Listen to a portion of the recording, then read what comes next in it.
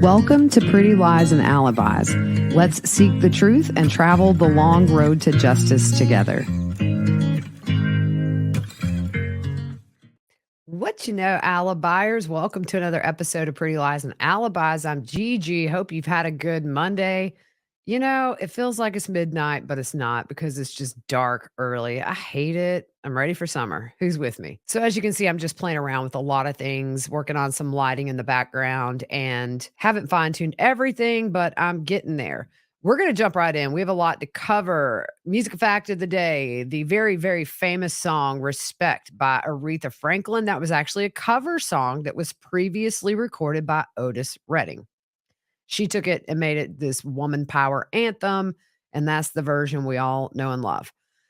Okay, so day 4, Colin Strickland, if you remember on Friday, he was still on direct when the day ended. And I'm going to tell you, over the weekend, I heard the audio of Mo screaming and then the shots being fired. To say it's haunting is putting it mildly. It is very hard to listen to, can't even describe how terrified Mo sounds. And then you do hear 2 rapid shots, and then I counted to like 6. And then you hear that last one. One thing I didn't know, Colin and Caitlyn met on a dating app. So back to testimony. Colin says that Caitlyn's sister, whose name is Christy, lived in New York City at the time of the murder. Now, remember, Colin bought those 2 guns for both he and Caitlyn in January of 2022. The 9mm, as we know, was matched to the casings that were there at the crime scene. Colin said he had never used either one of the guns, even though he bought them. He knows that Caitlyn did go shooting because she took pictures and videos of herself when she was at the range. He also said that 4 different women were blocked on his cell phone, and none of those were by him. One of those women was Mo. In the time frame when Mo and Colin had their fling, October 28th of 2021, they show text messages between Colin and Caitlyn, and those are mostly business related. He compliments her on being good with money, and they talk about liquidating some assets and things like that. Caitlyn texts Colin, "I know you know better than to show up at the cycling cafe with that girl. Otherwise, enjoy your evening." Colin tells Caitlyn that that girl is Mo Wilson and asks if she could please act like an adult. Colin tells Caitlyn that Mo had already left for the cafe with friends and he decided not to go because he wanted to respect Caitlyn. So I try not to talk too bad about people, and I'm not going to bash anybody, but it's really, really clear, I think, to me at least, and this is totally my opinion because I don't want to get sued. It seems like Colin was a player. I think after reading the notes from today's testimony, it's clear that they were intertwined with business ventures and things like that. But Colin never really thought this was going to be a long-term thing. And like I said, Colin didn't pull the trigger and kill Mo Wilson. Colin just, it seems to me, strung Mo along. And we'll get to a text message that was sent to Colin later that really makes me think that at least to her, this might have been a little bit more than just a fling that had ended months before. At 8:05 p.m. on October 28th of 2021, Colin texts Caitlyn, "Did you call Mo? WTF?" He asked if he can talk to her because he needs to understand what's happening. And Caitlyn says she can't talk. Fast forward to January 7th of 2022. Mo sends Colin a text. "Hey, I just did something to my phone, checking to see if this goes through." He apparently sends a picture of a truck to her, and she said it came through. January 11th of 2022, Colin asked Caitlyn to send him the receipts for the firearms that he bought. He said that they should be in a gun case in the living room on a bar stool. He wanted to exchange the gun that he bought for himself because he didn't like the recoil. They also showed a video of Caitlyn firing the 9mm gun at the gun range. The video was shot in slow motion. March 12th of 2022, Caitlyn texts Colin, "Send my love to Pete and Mo." We heard about this last week. That message was in response to a video where Colin was filmed finishing a race. Mo is seen in that shot. He uploaded it to his Instagram. Colin responds to her, "Can you stop?" So they have Colin go through some of the text messages from his phone. And the first one is where they figure out that Mo had been blocked from his phone and not by him. April 11th of 2022, a month to the day before Mo is murdered. Mo asked Colin if he made it to Santa Rosa, California. He went out there for a month to do some training. He responds that he's close. And then he asked Mo if she got a swanky hotel. And he said he would be jealous if she did because he needed a shower. They text about cycling stuff, and Colin tells the jury that this is pretty much what their text messages consisted of. The day before the murder, May 10th of 2022, Colin said he did not know that Mo was coming to Austin. But Mo texts Colin and says, "Are you in Austin? I'm flying there today to hang with Cash before Gravel Locos." That was that race. Colin texts back he had just got back into town the night before. He said he's in Lockhart, Texas, and about to go on a ride. And then he asks what Mo and Cash are up to that evening. Mo responds, "Wow, it's hot here. My goodness." She says she's going to get some food, but she doesn't know where yet. And she asks if he's going to get food. He said he would likely eat in Lockhart. And then he texts her a video. She asks if he's planning on going riding that next day. He said he was planning a solo ride, but she was welcome to come if she wanted. On May 11th, the day of the murder, Mo texts Colin, but doesn't get a response, and asks if they're having problems with their phones again. He responds later on and asks if she wants to go for a swim and to have drinks. At 3:47 p.m. on the day of the murder, Mo sends him a photo of her on her bike and said that going to the pool sounds good. She's dying because of the heat. Colin says, "Oh God, you're still out?" And she says yes. So he asks when she'll be finished and asks if she wants a ride on the motorcycle to the pool. At 4:32 p.m., Mo texts Colin that she's back. He asks, should he come to Cash's place to pick her up? And she says, sure. She didn't have any plans for the rest of the day. And then she texts Cash's address to Colin. And then she asks what time.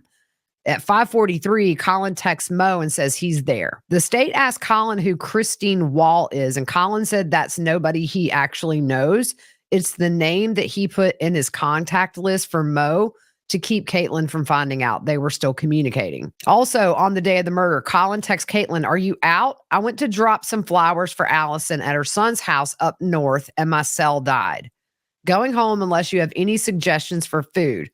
Caitlyn doesn't respond. We know at this point, Caitlyn is stalking the residence. I don't think the murder had happened at this point, but it was close. On May 12th, the day after the murder, Colin was texting a friend named Lance about selling some wheels to him. Lance tells Colin that he's sorry his day began with terrible news and then asks for Colin to send him his Venmo.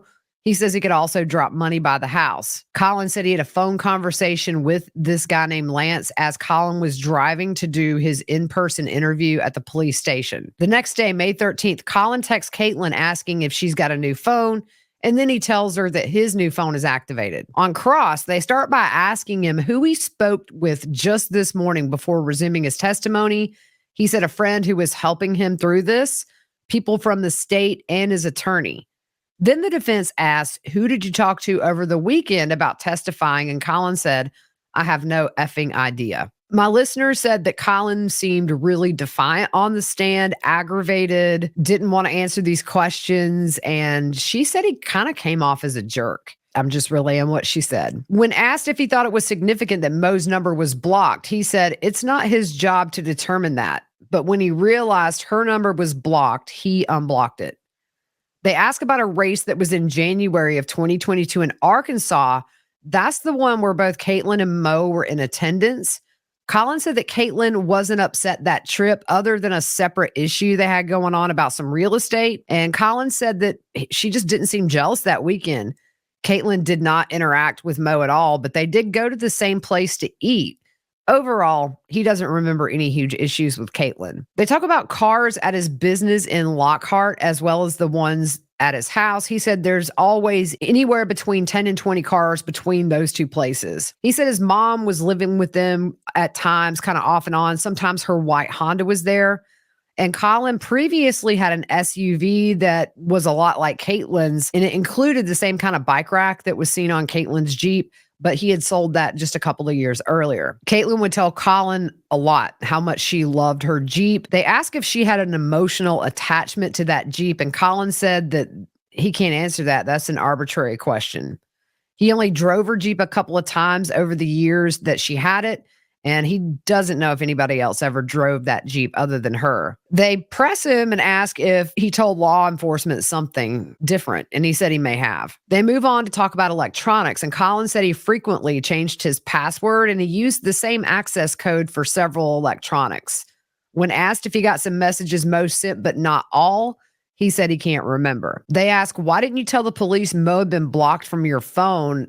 And instead, you're just now saying on the witness stand. And Colin says, you got me. When asked if he thought Caitlyn would have been mad reading the text messages between him and Mo, he said he can't answer that and it would depend on her state of mind. However, you changed your name in the phone, so there's your answer. When he met with the state, he did go over his blocked contacts. They actually found 71 contacts that had been blocked on his device. The defense asked if he himself blocked 60 plus of those. He said he doesn't remember, but he does sometimes block numbers. Then they ask if he and Mo sent any kind of nude photos to each other or sexted. And he said no. Back in January of 2022, that was around the time that race happened where Caitlyn and Mo were in attendance. Mo's text revealed that she may have thought this was a little bit more than just a professional relationship. This is regarding that race that Caitlyn was at. Mo said to Colin, so I'd like to talk to you at some point. I'd originally texted you on Friday. It appears my texts aren't going through again. This weekend was strange for me and I just want to know what's going on. If you just want to be friends, and she put in parentheses, seems to be the case, then that's cool. But I'd like to talk about it because honestly, my mind's been going in circles and I don't know what to think. Colin responded to her, hey, Mo, I feel very crappy for putting you in a position where you don't feel comfortable. Caitlyn came along. In hindsight, this was not a good idea. Colin tells the defense he doesn't remember this text exchange with Mo, but that's a really important text because in Mo's mind, maybe this was not just strictly professional. There might have been something there. And for a woman to say that to a man, or even a man to say it to a woman, clearly they have a reason to think this is something more than just a platonic relationship. I did go through and read on the cycling boards, like the message boards, right after this happened. And I do remember several women speaking up about him and just saying that they were not a fan. That was the perception I had. That's not a fact. At some point after this in January, they start using email to communicate. They think maybe Mo could have been blocked again by Caitlyn on Colin's phone. The defense refers to a text from Mo on the day she was murdered and reminds him, he said to her, that he didn't get a text that she sent. And they ask, do you tell people that you didn't get a text, but you really got them? And Colin said, he was on a ride and he was not looking at his text messages. The defense asked Colin what it meant to him to be sexting with someone. Colin calls the word ridiculous and he said he would not answer that question. This was kind of crazy. The defense brings up a picture of a woman from Colorado that sent him a photograph of herself in a bra. And then the defense asked Colin if sending photos to someone in their bra would maybe indicate there's something going on there, a little more intimate. Colin admits he did not tell Caitlyn about that photo and he didn't discourage the woman about sending it. He said it was not fair for Caitlyn to be upset about this picture. I'm going to play devil's advocate here for a second. When you're living with a woman, now Caitlyn Armstrong, to me, I think this woman is guilty as sin. I think she has made that clear with her actions of getting a facelift and it all fits, right? I mean, I usually like to wait till the end of the trial before I say my whole opinion, but come on, if it walks like a duck and quacks like a duck, it's probably a duck. But just on the flip side of that, he doesn't understand why Caitlyn would be mad at this picture, but you're living with her. You're with her. She thinks you're a couple. You're a couple. If somebody texted my boyfriend a picture of them in a bra, I think I might be upset. So I'm just saying. But he said it wasn't fair for Caitlyn to be upset about that picture. When asked how he met this woman from Colorado, he doesn't remember.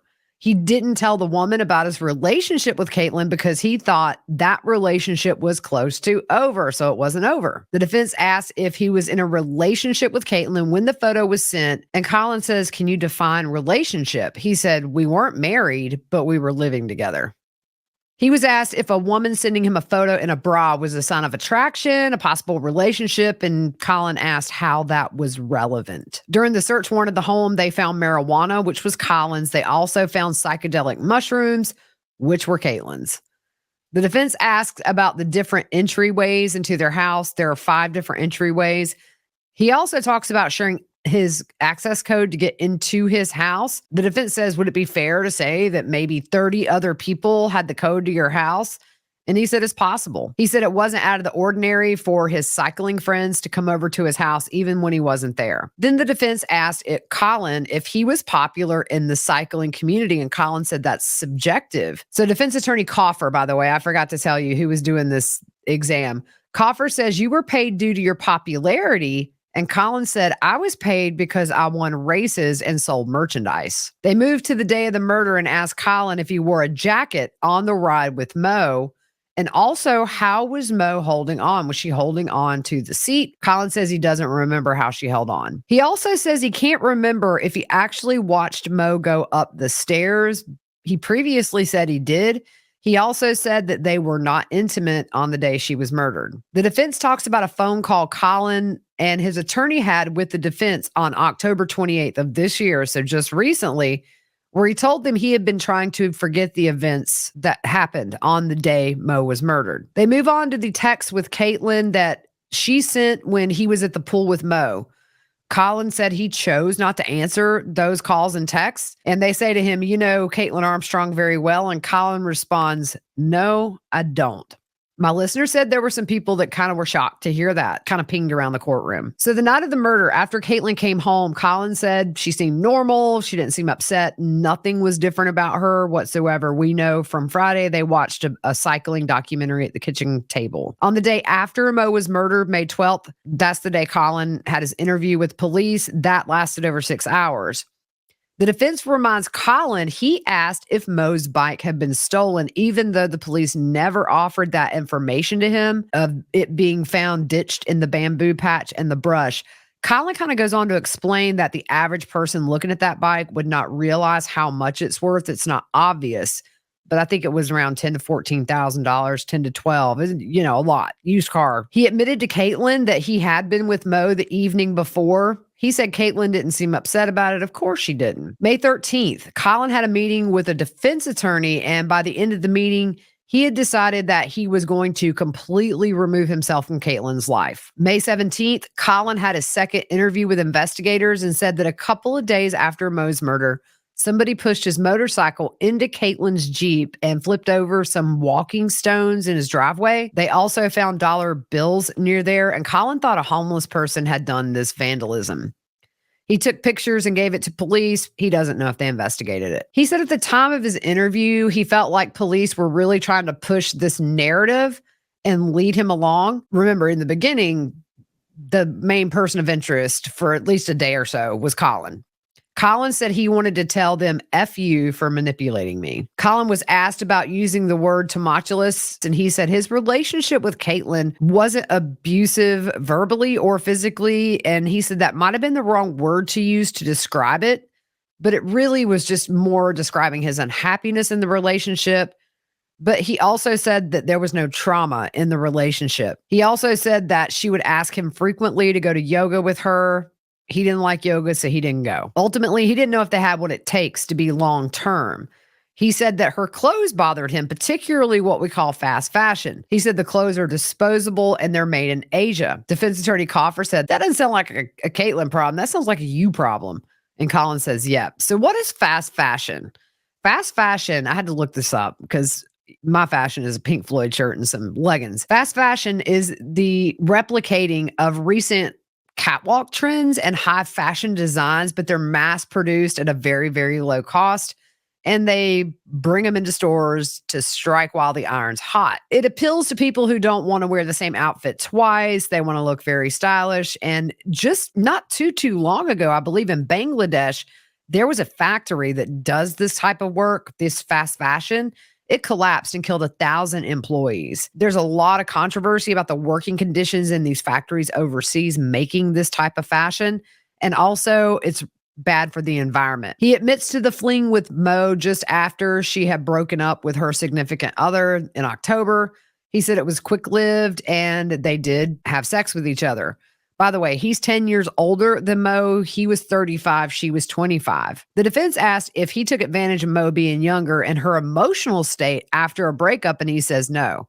Then they asked, do you have sex with women that you mentor? And he says no. When Colin and Caitlyn broke up in October, when he had this fling with Mo, she suddenly went to Mexico because she was so upset. And he said it wasn't out of the ordinary for her to do that.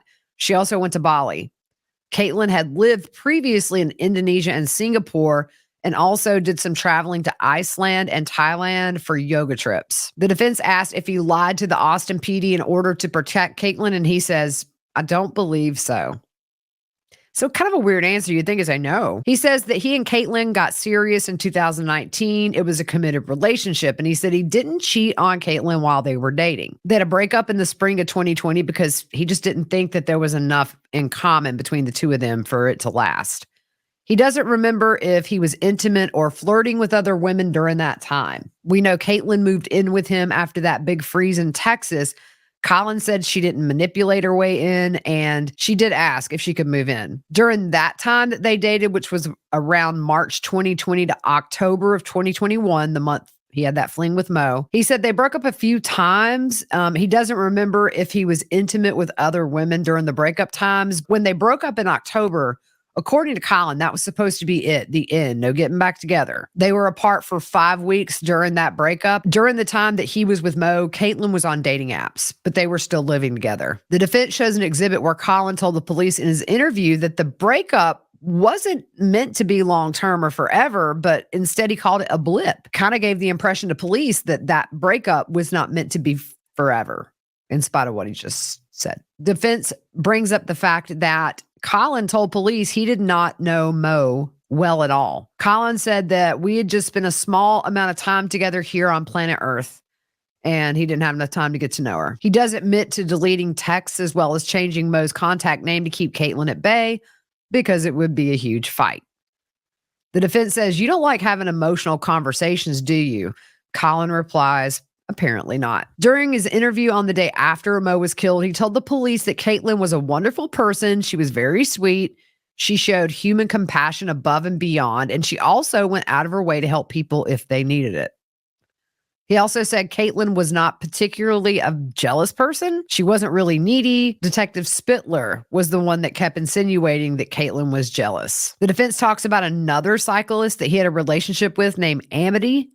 He said Caitlyn was not jealous when he had that relationship. Then he had another intimate relationship with someone named Morgan. And again, he said Caitlyn was not jealous about that one either. You wonder why she was so jealous of Mo. And maybe it's because Caitlyn knew to her, those two were very compatible. You know, I mean, they're both pro cyclists. They have a lot to talk about. Think about it. Caitlyn tried to get into cycling for him. He didn't try to get into yoga for her. So they didn't have their two passions were not intertwined or something they did together. At some point, Colin also had a sexual relationship with someone named Virginia. There was a group text going on, and Colin suggested that maybe Caitlyn and Virginia ride bikes together. Virginia came to a birthday party for Caitlyn. He doesn't recall that Caitlyn was ever jealous of Virginia. The defense points out he lied to Caitlyn the night that Mo was murdered. Colin told police in his May 12th interview the day after that Caitlyn had never been violent and that he thought Caitlyn was at peace about the relationship that he had with Mo. This one kind of confused me in the notes, and I haven't had time to talk to her to clarify, but the defense asked Colin if he had sex with anyone from 2019 to 2022 other than Caitlyn, and he said just with Mo. He said he did flirt with women, but Caitlyn didn't seem jealous. So I'm not sure. Maybe they're talking about between that time frame when they were actually together, but we know when they were broken up, it seems like he had relationships, unless I got confused in the notes, which is entirely possible, but it ain't streaming, so I can't clarify. So I'm just making sure you guys know. I would venture a guess to say during 2019 to 2022, when they were together and not broken up, he didn't cheat on her. Not long before Mo's murder, Colin told Caitlyn maybe she shouldn't come to his races anymore because she was too needy and needed too much attention. They move on to the guns he bought. He said it was his idea to buy them. Caitlyn picked out the one she wanted. He said at the time he thought all women needed to have a firearm, but now he doesn't agree with that way of thinking. Well, why is that? Just because you had a crazy girlfriend don't mean we all crazy. They bring the handguns into the courtroom. Colin says he really doesn't know how to load the magazine into the gun or how to use the gun lock. On redirect, Colin told investigators he thought it was okay to have a professional relationship with Mo. When he was told that Caitlyn's Jeep was seen riding by Cash's apartment, he said it was stunning. He didn't know how to respond to that, and he said it was intense information. He said he changed Mo's name in his phone because he wanted to maintain a professional relationship without making Caitlyn mad. They ask if he killed Mo Wilson. He says no. That was it for him. Very interesting stuff. I feel bad for Mo because you kind of see just from that one text message, at least in her mind, maybe she was being strung along a bit. That's really kind of sad. If you think about it, I mean, she got killed over this. It doesn't seem that Colin was very honest with Mo about Caitlyn either. The next witness is a friend of Colin's named Alan. They established at the time of the murder, Colin was at his house and on the phone with Alan at 9:07 p.m. We know the murder happened about 9:15 p.m. Later on, he went to Colin's house at 10 p.m. to get some parts for a bike. He didn't go inside, but he did see Colin and Caitlyn talking through a window, but he got his things and he left. So on cross, the defense asked about Colin and Caitlyn. He said he had met Caitlyn, but didn't know her very well. And Colin wasn't a super close friend. They really just kind of were acquaintances. He said that his impression, though, was that Colin wasn't really into Caitlyn very much. The next witness, Lance Tyndall, a friend of Colin's, they met at races that Lance would attend. He came to Colin's on May 12th, the day after, to get some wheels that he bought. He saw Colin leaving and then the cop was leaving at the same time. So Colin put the car in reverse, told him that the police think Mo was murdered the night before. He said Colin just seemed like he was in shock. He went inside and talked to Caitlyn about the wheels. Lance did. She asked Lance, "Did you hear what happened to Mo?" And he knew who she was, knew she was doing well in the cycling world. Caitlyn was telling Lance that Mo was in town for the race. They talk about Austin's crime rate, and he said Caitlyn acted shocked about Mo's murder. She asked if the area that Cash lived in was a dangerous area, and he told her he didn't think so. He thought it was a very safe area. When Alan talked to the police, he said Caitlyn would go out of her way to make it known she was Colin's girlfriend. In fact, Colin was sponsored. I know Red Bull was a sponsor at one point. When the murder happened, everybody pulled out, I think. He lost all of his sponsors. But they would have special jerseys for him to wear on race days. Well, Caitlyn would wear a matching one. It made Colin uncomfortable that she did that. The last witness of the day, lead detective Spitler. He interviewed Cash. That was one of the first things he did as part of his investigation.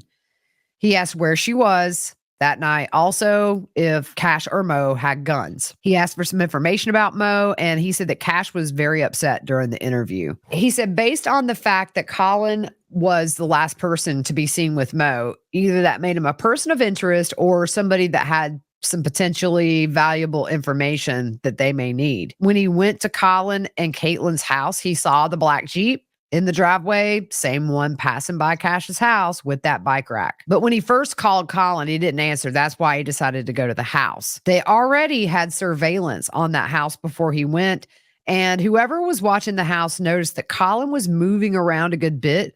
So in their mind, they thought it was possible he was getting ready to flee. Remember, at this point, they still kind of have him in mind as a person of interest. He said Colin was shocked with the news that Mo had been murdered. And as the interview progressed that day, Detective Spitler knew he had to talk to Caitlyn. They put in for that search warrant. Once that connection between Caitlyn, Colin, and Mo was told to police, he started to think we could have a motive here. And that motive would be jealousy. Also, one red flag was that he had changed Mo's number in his phone to hide it from Caitlyn. Detective Spitler found out 2 guns had been recovered during the search warrant. One of those being the 9mm, and he knew 9mm casings had been found near Mo's body. He reached out to Mo's parents on May the 13th. That would be 2 days after her murder. Asked, do you know of anybody that would want to hurt Mo? And also asked for passcodes to unlock her devices. He wanted to look at where her location data was at, missed calls, text messages, and ironically, her last text message was to a podcaster who had the last name Strickland. He met with the landlord at the crime scene and also got information from anonymous callers that were calling in. An arrest warrant was issued for Caitlyn on May 17th. On May 18th and 19th, different citizens were coming forward with some information. Then he saw that Caitlyn had looked Mo up on that Strava app. That was how testimony ended, at least as far as the notes that I got. So I imagine tomorrow, a lot of the day will probably be Detective Spitler on the stand. Caitlyn's defense team has made no bones about it. They feel like that Detective Spitler laser focused on Caitlyn and never looked elsewhere. I mean, it kind of seems obvious why they might zero in on Caitlyn with everything we've learned, but defenders got to defend, right? All right, guys, that's it for today. Hope you guys have a great rest of your evening. We'll see you soon.